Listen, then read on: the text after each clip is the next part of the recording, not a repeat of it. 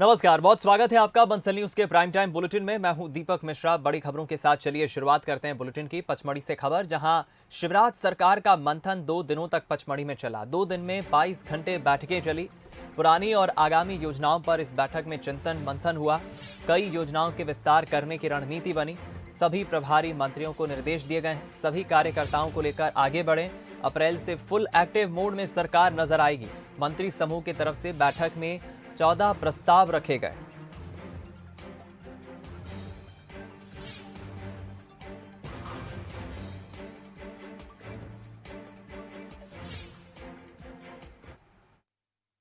बैठक खत्म हुई है, लेकिन 2 दिन तक चली 22 घंटे की बैठक के बाद सर किस तरह का अमृत निकला? ओवरऑल क्या क्या निकल कर आया? जैसे आपने कहा कि प्रभारी मंत्री ने आपको सब बता ही दिया है, और उसके बाद में प्रभारी मंत्रियों का सामंजस्य के साथ सबको साथ लेकर आगे बढ़ना। जैसा आपने कहा भी जाता है कि पथ का अंतिम लक्ष्य नहीं है सिंहासन चढ़ते जाना, सब समाज को लिए साथ में आगे है बढ़ते जाना। कितने प्रस्ताव सर इसमें सामने आए बड़े महत्वपूर्ण, जिन्हें हम 14 विभागों के 14 जो मंत्रिमंडल का समूह था, 14 विभागों का हुआ। और क्या कुछ नया दिखाई देने वाला? जैसे आपने कहा कि अप्रैल सप्ताह के बाद अप्रैल माह से आपको सब धरातल पे दिखाई देने लगेगा। अप्रैल में पूरी सरकार आपको काशी विश्वनाथ जाती दिखेगी। पूरी सरकार रेल में होगी और हमारे लोग प्लेन में होंगे, आम जनता। 2023 का आगाज हमारे साथ है। 23 के ध्यान में रख के हम कभी राजनीति नहीं करते हैं। चुनाव जनता हमें आशीर्वाद देती है, जनता जिताती है। हम जनता की सेवा करने को उद्देश्य मानते हैं। राजनीतिक चर्चा हुई है, तो जाहिर सी बात है रणनीति तो 2023 की बनी हुई। नहीं, 2023 का कुछ नहीं। आपने क्या प्रस्ताव राजनीतिक कुछ अपना सुझाव दिया? सभी के सुझाव विकास से जुड़े हुए थे। चलिए, डॉक्टर नरोत्तम मिश्रा है कह रहे हैं कि सभी के सुझाव विकास से जुड़े हुए थे, लेकिन बड़ी बात यह है कि अगले ही महीने सब कुछ दिखाई देने वाला। अप्रैल से जब आम जनता हवाई प्लेन में जाते आपको नजर आएगी, कुछ लोग तीर्थ दर्शन करते हुए नजर आएंगे, सरकार की जो योजना है वो सड़क पर दिखाई देती हुई नजर आएंगी। ओवरऑल हम माने तो एक रणनीति के साथ भारतीय जनता पार्टी सत्ता, संगठन, प्रभारी मंत्री का कार्यकर्ताओं से समन्वय, इसके साथ आगे बढ़ना है, जैसा डॉक्टर नरोत्तम मिश्रा ने कहा। लेकिन 22 घंटे चली ये बैठक आज समाप्त हो गई है, और उसके बाद ये कहा जा सकता है, जैसा कह रहे हैं मंत्री लोग, कि मंथन से अमृत लेकर जा रहे हैं। आशीष खरे के साथ मनोज सैनी, पचमढ़ी। तुलसी सिलावट जी मेरे साथ। तुलसी भाई, कैसी रही बैठक और क्या निकल कर सामने आया? ये चिंतन बैठक ऐतिहासिक, अकल्पनीय, जो कभी हो नहीं सकता वो हुआ है। मैं सोचता हूँ कि हर 3 माह में ऐसी बैठकें होना चाहिए। मध्य प्रदेश का विकास और प्रगति की एक नई बुनियाद, एक नया ढांचा, नया चिंतन और मनन के साथ एक अमृत निकला है। अमृत सारी जन कल्याणी योजनाओं को कार में पंडित करने के लिए एक नया मापदंड हमने तैयार किया है। मैं 2 लाइन में पूछूं तो कौन सा अमृत निकला? अमृत इस मध्य प्रदेश को आत्मनिर्भर मध्य प्रदेश बनाने का, और देश का जो नरेंद्र मोदी जी के नेतृत्व में विकास की अवधारणा है, उसमें मध्य प्रदेश सबसे तेज गति से आगे बढ़े, वही हमने 2 दिन में किया। 2023 का आगाज? देखिए, हम लोग कोई भी कार्यक्रम चुनाव के मद्देनजर नहीं करते। चुनाव तो हम रोज उसकी तैयारी करते हैं। गोविंद जी, ये इसको कैसा देखते हैं? कितना अमृत आप लोग निकाल पाए? और ये बैठक को यदि मैं तुलना करूं मुख्यमंत्री शिवराज सिंह चौहान की, और आप कांग्रेस में भी रहे, माफ करिएगा, अब तो भारतीय जनता पार्टी के, लेकिन कितना अलग है ये? बहुत ही अलग है। बहुत ही मेहनत हम लोगों ने कल से आज तक की है। आप खुद देख रहे हैं कि अभी हम लोग लौट रहे हैं, और अभी समय हो रहा है 7:30 बजने वाले हैं। सुबह 8:30 बजे निकले थे, तो 12-12, 13-13 घंटे कंटिन्यू बैठक हुई है। इसमें बहुत से विषयों पर बात हुई है, हमारी जो कमेटियां बनी उन पर बात हुई है, हमारे विभाग की परफॉर्मेंस से बात हुई है, और बहुत सारी चीजें नई निकल के आई हैं। क्या कुछ नया निकला? यदि मैं, आप कह रहे थे बहुत मंथन हुआ है, अब तो पूरा मत गए, अमृत लेकर आप लोग लौट रहे हैं, तो किस तरह का अमृत दिखाई दे? देखिए, बहुत सारी चर्चाएं हुई हैं, बहुत सारे नवाचार हम लोग जो कर रहे हैं, नवाचार पर चर्चाएं हुई हैं। बहुत सारी हमारी पुरानी योजनाएं थी मुख्यमंत्री शिवराज सिंह चौहान जी की, चाहे लाडी लक्ष्मी हो, तीर्थ यात्रा हो, कन्यादान योजना हो, इनको हम नया रूप देंगे। और न केवल नया रूप देंगे, बल्कि हम मुख्यमंत्री चाहते हैं कि इन योजना का लाभ अब नए सिरे से लोगों को मिलना शुरू हो। इसमें बजट का प्रावधान भी किया गया है। तीर्थ यात्रा को नए सिरे से लागू करने वाले हैं। इसमें हो सकता है हवाई जहाज की यात्रा से कुछ लोगों को ले जाएं, इससे विचार हो रहा है। तो बहुत सारी चर्चा हुई हैं। आप लोग ने क्या सुझाव रखे? राजनीतिक चर्चा अंतिम दौर में हुई है उसमें। राजनीतिक चर्चाओं के सुझाव तो बहुत अलग थे पर अच्छे थे, और हम और हमारी सरकार और भारतीय जनता पार्टी की शिवराज सिंह की सरकार यही चाहती है कि हम अपने काम की दम पर अगला चुनाव लड़ेंगे। हमारे काम इतने हैं, हमारी योजनाएं इतनी हैं कि अगर हम अपनी योजनाओं को सही तरीके से आम जनता तक पहुंचाते हैं, हितग्राहियों को, जो करोड़ों अरबों हितग्राहियों को हमने सीधा लाभ दिया है, उनको हम जनता तक पहुंचा दें तो हमारी जीत सुनिश्चित ही नहीं, अधिक से अधिक मतों से हमारा चुनाव जीतना निश्चित हो जाएगा। मतलब 2023 का आगाज 2023 का आगाज भी है और सरकार अच्छे तरीके से काम कर रही है, इसकी परफॉर्मेंस की चर्चा भी हुई है। नमस्कार। अभी बैठक समाप्त हो गई, लगातार 2 दिन तक बैठक चली। मेरे साथ भजन प्रताप जी है, खनिज मंत्री मध्य प्रदेश सरकार के। सर, क्या रहा बैठक? निश्चित रूप से ये जो 2 दिन का हमारा जो मंथन हुआ है उसमें बहुत कुछ चीज़ें ऐसी निकली हैं जिसमें कि हम आगे माननीय मुख्यमंत्री जी के नेतृत्व में रोड मैप के रूप में काम करने वाले हैं, और मैं ये मानता हूँ कि इससे बहुत अच्छा चिंतन हुआ है, और वो निश्चित रूप से मैं ये मानता हूँ निश्चित रूप से ये हमें जनता के लाभ के लिए जो भी हम लोग बेस्ट कर सकते हैं और उनको हम कैसे उनको क्रियान्वित कर पाएंगे उस सब पे हम काम करेंगे। क्या कुछ निकलकर अमृत निकला सामने? खासकर आपका विभाग भी रेस सस्ती देने की बात भी कही जा रही है। तो माननीय मुख्यमंत्री जी ने घोषणा भी की होगी जी, क्योंकि हम उसमें प्रधानमंत्री आवास वालों के हितग्राहियों को फ्री में हम रेत देने वाले हैं। क्या आज दूसरे दिन क्या रहा? दूसरे दिन भी हमारा वही चिंतन था, और उसमें हम बहुत कुछ हमने जो एक भविष्य को लेके क्या हम कर सकते हैं वो सब हमने काम किया। क्या कहेंगे कुशवाहा जी, एक लाइन में क्या अमृत लेकर आ रहे हैं? कौन सा अमृत मिल गया 2 दिन की बैठक के बाद?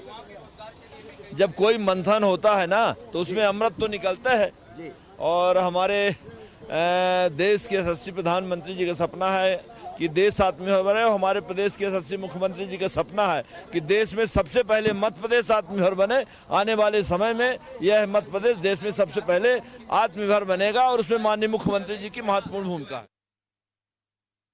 क्या लेके जा रहे हैं बैठक से? बहुत उत्साह, उमंग, और हमने 2 दिन में इन 22 घंटे 24 घंटे में लगातार चिंतन किया है, हर विभाग के हर विषय पर, जन कल्याणकारी योजनाओं पर, और उसको और अच्छे तरीके से अमल हम कैसा करें और मध्य प्रदेश को आत्मनिर्भर कैसा बनाएं। गांव, गरीब, किसान, महिलाएं, युवा, बुजुर्ग, बच्चे, कर्मचारी, सभी, सबका साथ, सबका विकास, सबका विश्वास जीतते हुए सबके प्रयास से मध्य प्रदेश को देश का नंबर 1 राज्य बनाने में हम कोई कसर नहीं छोड़ेंगे, और 2023 में पुनः कमल खिलाएंगे।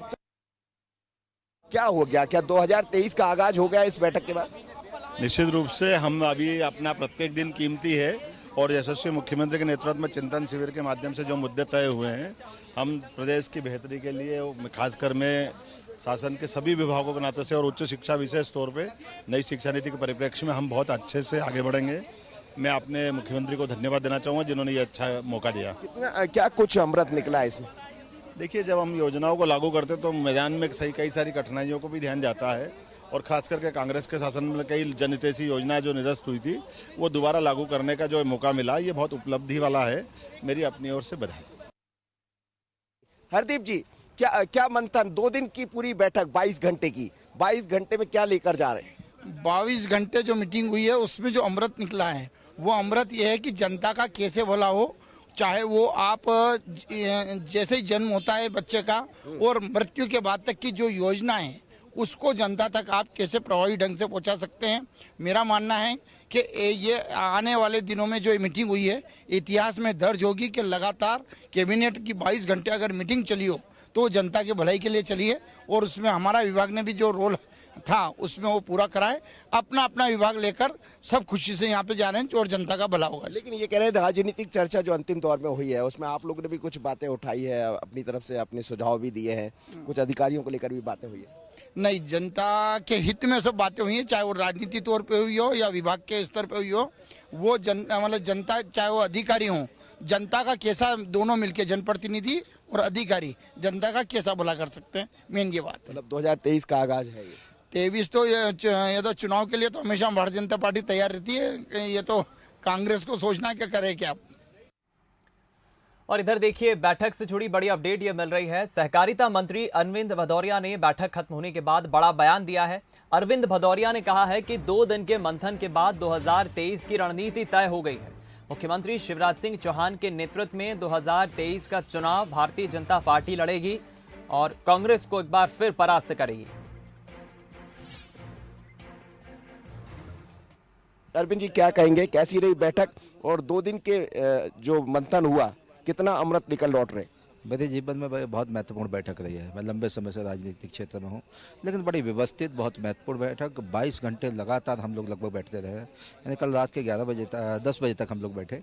इसलिए लोक कल्याणकारी योजनाओं को ठीक से व्यवस्थित जनता के पास पहुँच जाए और व्यवस्थित ढंग से कैसे हम उनका हित कर सकते हैं, विकास के किस प्रकार से योजना कर सकते हैं, पॉइंटेड विकास, जो छूट गए हिस्से उन सब में भी कैसे हो सकते हैं। ऐसे सहकारिता के माध्यम से भी हमने कई प्रकार की योजनाएं गरीब किसानों के कल्याण के लिए बनाई। राजनीतिक चर्चा थी अंतिम दौर में, किस तरह के सुझाव आप लोग ने दिए?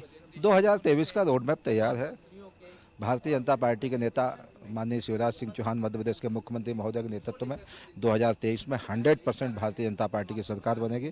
उसके लिए कमर कस के हम लोग तैयार हैं, योजनाओं के माध्यम से, मध्य प्रदेश के मुख्यमंत्री की लोकप्रियता के माध्यम से और भारतीय जनता पार्टी के संगठन की सुदृढ़ता के कारण हम 100% जनता जनार्दन के पास है भारतीय जनता पार्टी की सरकार बनेगी। बड़ी बात कह रहे हैं आपकी, मुख्यमंत्री जी शिवराज सिंह चौहान के नेतृत्व में ही पुनः आप आगे बढ़ने वाले हैं और जिस तरह से वो लगातार, क्या ऐसा कोई आपका भी लंबा अनुभव उनके साथ भी, पर मुख्यमंत्री शिवराज सिंह चौहान को कितना अलग देखते हैं? शिवराज सिंह चौहान साहब तो मगर जनता का दिलों की धड़कन और जनता के दिलों की आवाज़, आवाम की आवाज़ है। वो मध्य प्रदेश के मुख्यमंत्री शिवराज सिंह चौहान साहब है। लगातार वो दिलों पर राज करने वाले हैं, सेवा भाव के माध्यम से, विनम्रता के माध्यम से। और विनम्रता, सहजता, सरलता की पराकाष्ठा के व्यक्ति कोई है, अजात शत्रु कोई है, ऐसे हमारे मध्य प्रदेश के मुख्यमंत्री शिवराज सिंह चौहान। नया क्या लेकर जा रहे हैं 2023 में जनता के सामने? हर चीज़ नई है साहब। पुरानों का सिंहावलोकन करना और नए नए प्रकार की योजनाओं के माध्यम से हर डिपार्टमेंट ने नए आयाम क्या हो सकते हैं, नई योजना क्या हो सकते हैं, नए जिसको कहते हैं मतलब किस प्रकार से हम इनोवेशन कर सकते हैं। तो ऐसे कई चीज़ों की दृष्टि से हम लोग जा रहे हैं। अरविंद भदौरिया जी है, बहुत ही महत्वपूर्ण चर्चा हुई है जैसा कह रहे हैं बैठक में, लेकिन कई महत्वपूर्ण सुझाव भी सामने आए। चलिए, मंत्री परिषद की बैठक तो 2 दिनों तक काफी चली और काफी महत्वपूर्ण विषयों पर इस बैठक में बातचीत हुई। मुख्यमंत्री शिवराज सिंह चौहान ने इस दौरान कई बड़ी घोषणाएं भी की। मुख्यमंत्री ने कहा कि सीएम तीर्थ दर्शन योजना को फिर से शुरू किया जाएगा। 18 अप्रैल को पहली ट्रेन काशी विश्वनाथ के लिए जाएगी। इसी पहली ट्रेन में सीएम और कैबिनेट भी जाएगी और अगर संभव हुआ तो हम बुजुर्गों को हवाई मार्ग से ले जाएंगे। इसके साथ ही उन्होंने कहा कि हमने कन्या विवाह योजना की समीक्षा की है। 21 अप्रैल से कन्या विवाह योजना को नए स्वरूप में हम फिर से शुरू करेंगे और आयोजन की राशि 51,000 से बढ़ाकर 55,000 कर दी गई।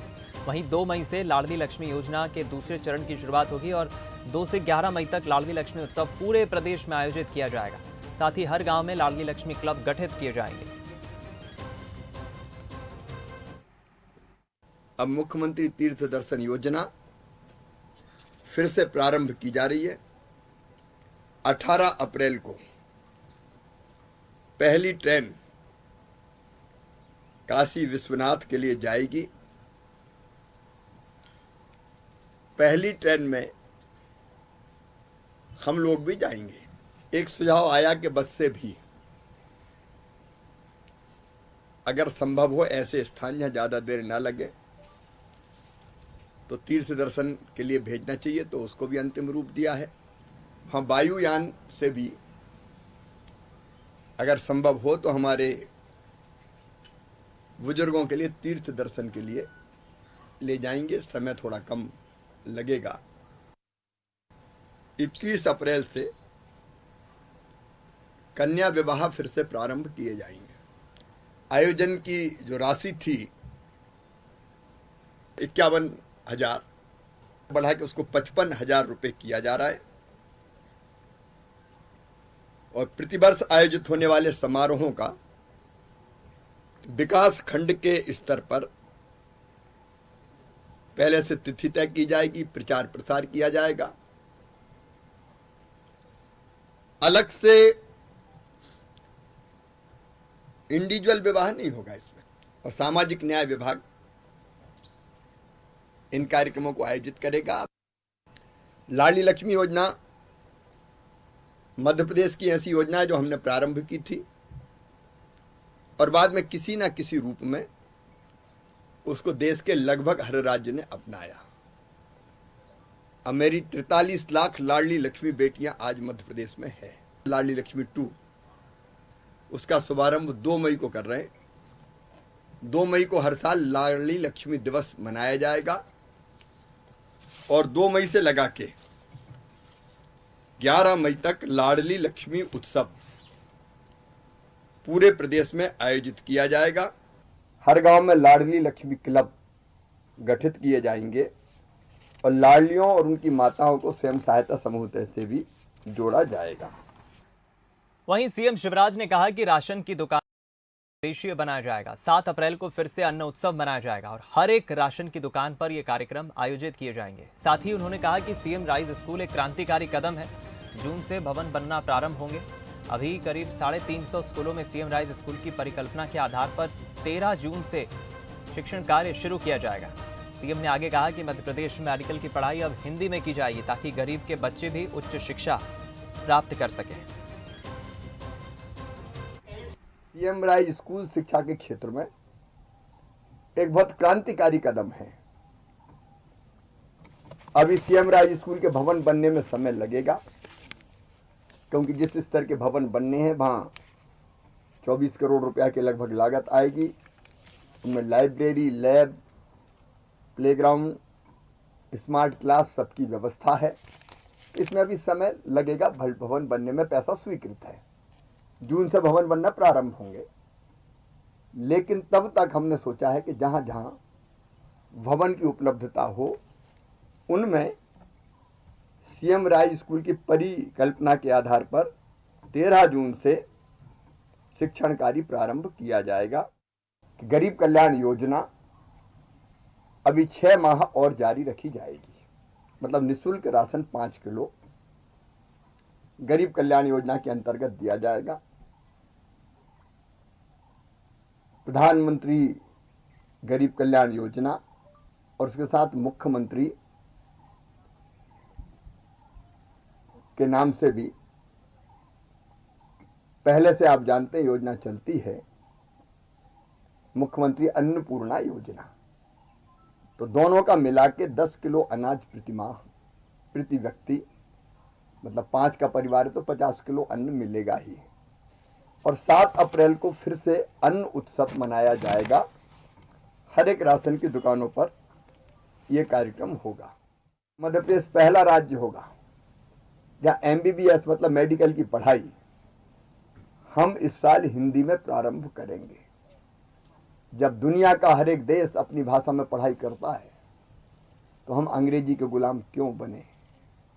हमारे मध्यम वर्गीय गरीब परिवारों के बच्चे, गांव से आने वाले बच्चे ये अंग्रेजी नहीं जानते, इसलिए एक टैलेंट होने के बाद भी इन्फीरियरिटी कॉम्प्लेक्स जैसा रहता है कि अंग्रेजी नहीं आती। अंग्रेजी की बाध्यता नहीं है और हिंदी में भी पढ़ाई की जा सकती है, इसलिए पूरी किताबें हमारी बन रही है। और इसी साल देश में पहली बार हम अपनी मातृभाषा में मेडिकल की पढ़ाई प्रारंभ करेंगे। ग्वालियर से खबर, जहां पूरे 2 साल बाद एक बार फिर से देश में 150 उड़ानें शुरू हो गई हैं। केंद्रीय नागरिक उड्डयन मंत्री ज्योतिरादित्य सिंधिया ने इसकी शुरुआत की है। 15 इंटरनेशनल फ्लाइट्स का वर्चुअली शुभारंभ किया सिंधिया ने। 135 फ्लाइट डोमेस्टिक और 15 फ्लाइट इंटरनेशनल, जिसकी शुरुआत सिंधिया ने की। 100% राष्ट्रीय और अंतर्राष्ट्रीय फ्लाइट रविवार से शुरू हुई। 2 साल से कोरोना संक्रमण के कारण फ्लाइट प्रतिबंधित थी, जिसकी शुरुआत एक बार फिर हो गई है। जहाँ एक तरफ एयरपोर्ट्स की अधोसंरचना में ऐतिहासिक वृद्धि हुई है, वहीं उड़े देश के आम नागरिक के तहत योजना के तहत 91 लाख देश के नागरिकों को किफ़ायती दाम पर फ्लाइट कनेक्टिविटी 1,75,000 फ्लाइट्स के ज़रिए आज तक संभव हो पाए। हमारी सोच विचारधारा है कि नागर विमानन क्षेत्र केवल देशों को नहीं जोड़ता, केवल राज्यों को नहीं जोड़ता, केवल जिलों को नहीं जोड़ता, केवल लोगों को नहीं जोड़ता, लेकिन दिलों को जोड़ता है। और इस क्षेत्र में वृद्धि प्रधानमंत्री जी के आदेश के अनुसार हम लाने के लिए कृत संकल्प। इस बुलेटिन में इतना ही। दीजिए इजाजत। नमस्कार।